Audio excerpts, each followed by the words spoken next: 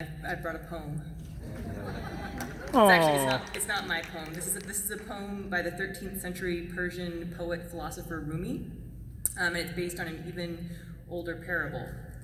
So this is a translation. Some Hindus have an elephant to show. No one here has ever seen an elephant. They bring it at night to a dark room.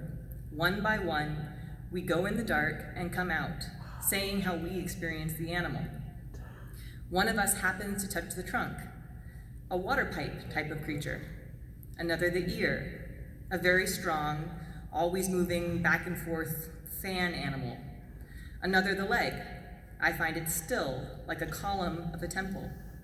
Another touches the curved back, a leathery throne. Another, the cleverest, feels the tusk, a rounded sword made of porcelain. He's proud of his description. Each of us touches one place and understands the whole in that way. The palm and the fingers, feeling in the dark, are how the senses explore the reality of the elephant. If each of us held a candle there, and if we went in together, we could see it.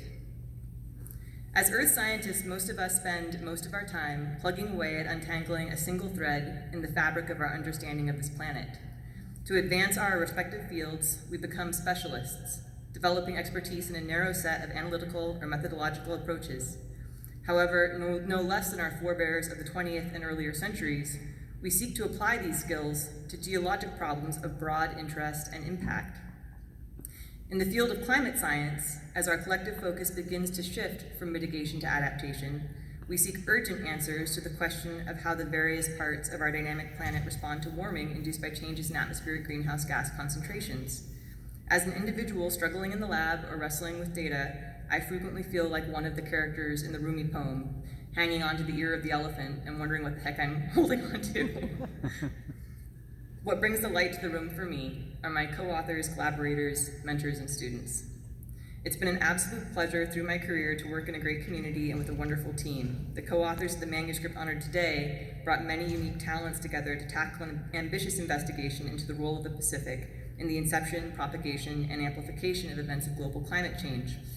This work builds from a foundation of meticulous observational sedimentary geology, which was led by Ellen Cowan of Appalachian State University. Ellen, would you stand?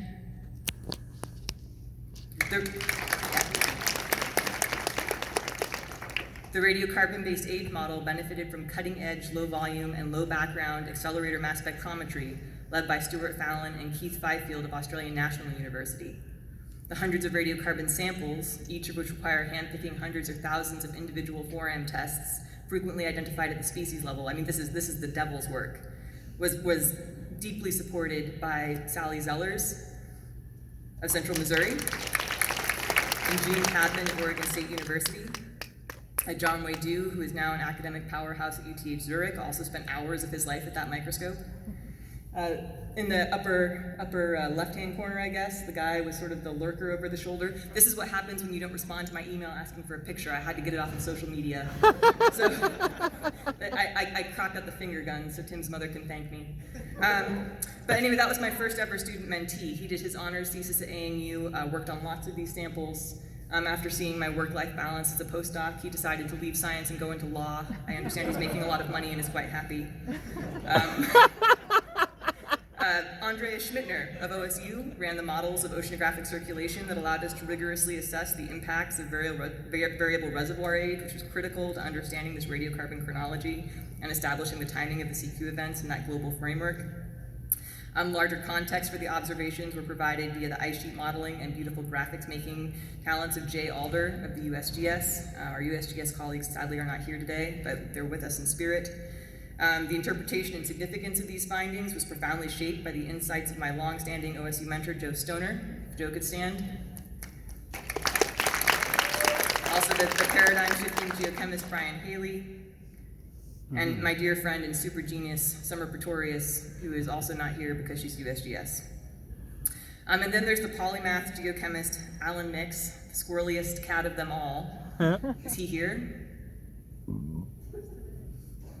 Maybe he's not. But anyway, he is squirrely. He is the architect of this whole study. The decades of foundational work that Alan has put into understanding the climate dynamics of the Pacific would be a career unto itself. And to the horror of the rest of us who have to try and keep up, this body of work is just a footnote on a career that includes incisive exploration of every ocean and the connections between them.